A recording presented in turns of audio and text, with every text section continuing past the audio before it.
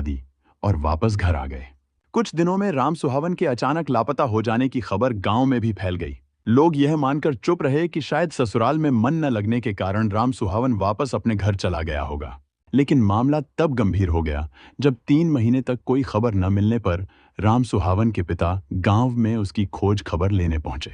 जिससे बात निकली तो दूर तक गई और राम सुहावन की हत्या की बात सामने आने से पुलिस ने उसके ससुर सहित सभी आरोपियों को गिरफ्तार कर जेल भेज दिया। आज की दूसरी कहानी केरल के तिरुवनंतपुरम की है। ये बात 1992 की है। केरल के कोट्टायम में सेंट पायस एक्स कॉन्वेंट नाम की धार्मिक संस्था है। इसी धार्मिक संस्था में 21 साल की सिस्टर अभया प्री कोर्स की पढ़ाई कर रही थी। वह पढ़ने में होशियार थी और वह बड़ी होकर समाज की सेवा करना चाहती थी। इसलिए अभया कॉन्वेंट में रहकर पढ़ रही थी। सिस्टर अभया के माता पिता का नाम थॉमस और लीला था। उसका एक भाई भी है, बिज्जू थॉमस। वे एक साधारण ईसाई परिवार से थे।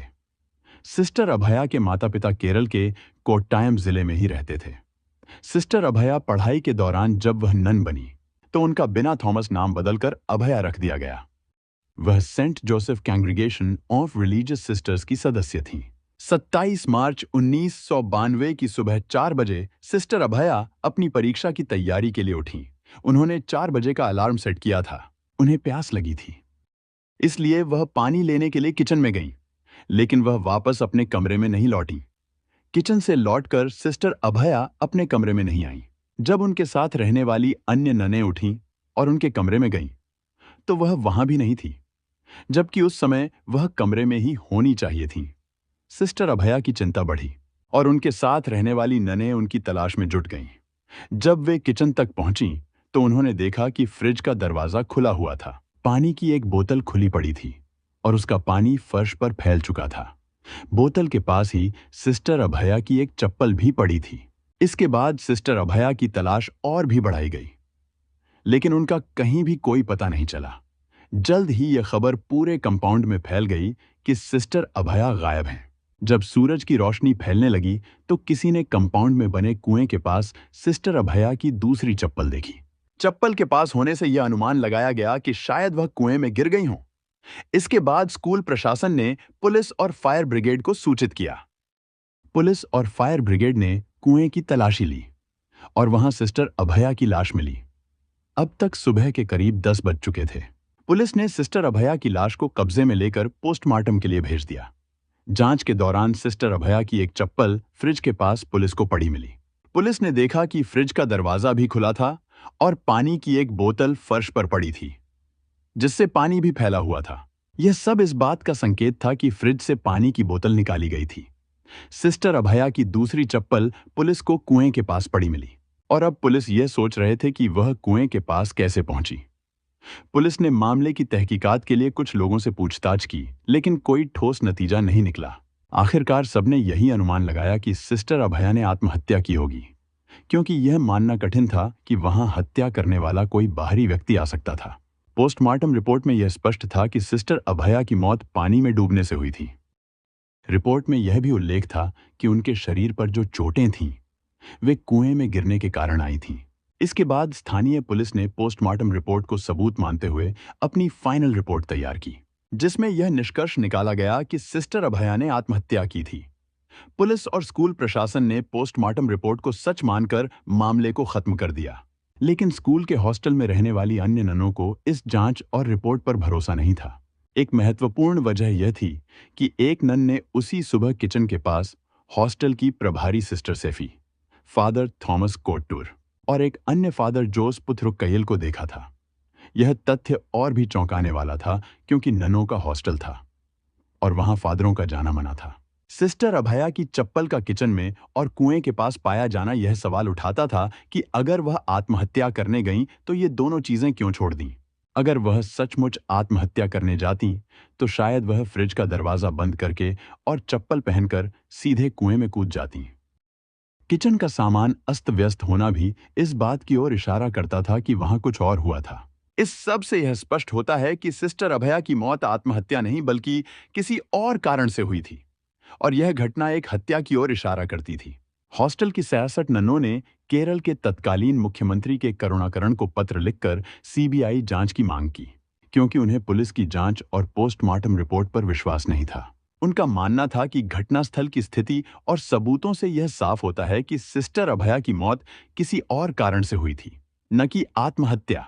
ननों ने सीबीआई से निष्पक्ष जांच की अपील की ताकि सच्चाई का पता चल सके और दोषियों को सजा मिल सके। क्राइम ब्रांच ने मामले की जांच शुरू की तो उस नन ने बताया कि उस रात उसने हॉस्टल के किचन में सिस्टर सेफी के अलावा दो फादर थॉमस कोटूर और जोस पुथुरुकैल को देखा था। इसके अलावा क्राइम ब्रांच को एक और अहम गवाह मिला, एक चोर जिसका नाम अदक्का राजा था। वह उसी रात कॉन्वेंट में चोरी करने आया था। दरअसल राजा आकाशीय बिजली से सुरक्षा के लिए छत पर लगे तांबे के तार चुराने के इरादे से वहां पहुंचा था, लेकिन चोरी के दौरान उसने कुछ ऐसा देखा जिसने इस मामले को और रहस्यमय बना दिया। अदक्का राजा जब छत पर चढ़कर तार चोरी करने जा रहा था, तभी उसने देखा कि सिस्टर सेफी, फादर थॉमस कोटूर और फादर जोस पुथुरुकैल टॉर्च लिए किचन के दरवाजे पर खड़े थे। बाद में जब राजा ने सिस्टर अभया की मौत की खबर अखबारों में पढ़ी, तो उसे तुरंत समझ में आ गया कि यह आत्महत्या नहीं थी। उसने उसी रात जो देखा था, उससे साफ था कि सिस्टर अभया की हत्या इन्हीं तीनों ने की थी। अदक्का राजा खुद क्राइम ब्रांच के ऑफिस जाकर अधिकारियों को अपनी गवाही देने के लिए तैयार हुआ, लेकिन पुलिस ने उसकी बात मानने के बजाय उसे चोरी के आरोप में जेल भेज दिया। क्राइम ब्रांच ने भी वही रिपोर्ट दी जो स्थानीय पुलिस पहले ही दे चुकी थी। सिस्टर अभया की मौत कुएं में डूबने से हुई, यानी यह आत्महत्या थी। लेकिन ज्यादातर लोग इस निष्कर्ष को मानने के लिए तैयार नहीं थे। इसी वजह से मानवाधिकार कार्यकर्ता जेमोन पुथेनपुरक्कल और कई अन्य लोगों ने इस जांच के खिलाफ न्याय की मांग करते हुए विरोध प्रदर्शन शुरू कर दिया। मामला इतना बढ़ा कि केरल विधानसभा में भी इस पर जोरदार हंगामा हुआ। आखिरकार जब यह मामला केरल हाईकोर्ट पहुंचा, तो हाईकोर्ट ने 1993 में इसकी जांच सीबीआई को सौंप दी। आदेश मिलते ही सीबीआई की टीम सिस्टर अभया की मौत के रहस्य को सुलझाने में जुट गई। लेकिन जांच के बाद सीबीआई ने भी वही रिपोर्ट दी जो पुलिस और क्राइम ब्रांच पहले ही दे चुकी थी। सीबीआई का कहना था कि उन्हें कोई ठोस सबूत नहीं मिला जिससे यह साबित हो कि यह हत्या का मामला है। चौंकाने वाली बात यह थी कि सीबीआई की टीम ने न तो उस नन की गवाही को गंभीरता से लिया और न ही चोर अदक्का राजा के बयान पर ध्यान दिया। सीबीआई ने यह रिपोर्ट 1996 में दी थी, लेकिन केरल हाईकोर्ट ने इसे खारिज कर दोबारा जांच के आदेश दिए। इसके बाद सीबीआई की दूसरी टीम को इस मामले की जांच सौंपी गई, लेकिन केरल हाईकोर्ट ने इसे खारिज कर दोबारा जांच के आदेश दिए। इसके बाद सीबीआई की दूसरी टीम को इस मामले की जांच सौंपी गई। 1999 में दूसरी टीम ने अपनी रिपोर्ट पेश की, लेकिन वह भी किसी निष्कर्ष पर नहीं पहुंच पाई। टीम का कहना था कि यह स्पष्ट नहीं हो सका कि सिस्टर अभया की हत्या हुई थी या उन्होंने आत्महत्या की। हालांकि इस बार मामले को संदिग्ध जरूर माना गया, जिससे जांच आगे बढ़ने की उम्मीद बनी रही। सीबीआई की इस टीम का कहना था कि मामला संदिग्ध जरूर है, लेकिन सबूतों के अभाव में वह किसी ठोस नतीजे पर नहीं पहुंच सकती। हाईकोर्ट ने सीबीआई की इस रिपोर्ट को खारिज करते हुए फटकार लगाई और ईमानदारी से दोबारा जांच करने के आदेश दिए। इसके बाद सीबीआई की तीसरी टीम को जांच की जिम्मेदारी सौंपी गई। इस टीम ने गहन पड़ताल के बाद कोर्ट को बताया कि यह मामला आत्महत्या का नहीं बल्कि हत्या का है। हालांकि उनके पास कोई ठोस सबूत नहीं था जिससे किसी को दोषी ठहराया जा सके। टीम का कहना था कि अब तक सारे सबूत मिटाए जा चुके हैं, जिससे जांच को आगे बढ़ाना मुश्किल हो गया है। कोर्ट ने सीबीआई की इस रिपोर्ट को भी खारिज कर दिया और कड़ी फटकार लगाते हुए फिर से ईमानदारी और प्रभावी तरीके से जांच करने के आदेश दिए। इस बार सीबीआई ने मामले में कोई भी ठोस सुराग देने वाले को 3 लाख रुपए इनाम देने की घोषणा की। इसके बावजूद सीबीआई को ऐसा कोई ठोस सबूत या सुराग नहीं मिला जिससे वह कोर्ट में यह साबित कर सके कि यह हत्या का मामला है। इसी दौरान सीबीआई के तेज तर्रार अधिकारी वर्गीज पी थॉमस, जो इस मामले की जांच कर रहे थे, उन्होंने अचानक एक दिन प्रेस कॉन्फ्रेंस बुलाई।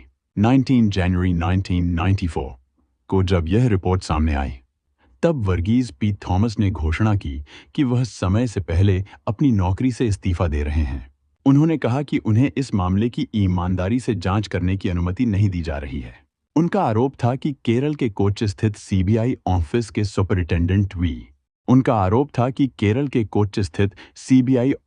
सुपरिटेंडेंट वी त्यागराजन उन पर दबाव बना रहे हैं कि सिस्टर अभया की मौत को आत्महत्या करार दिया जाए और कोर्ट में भी यही रिपोर्ट पेश की जाए।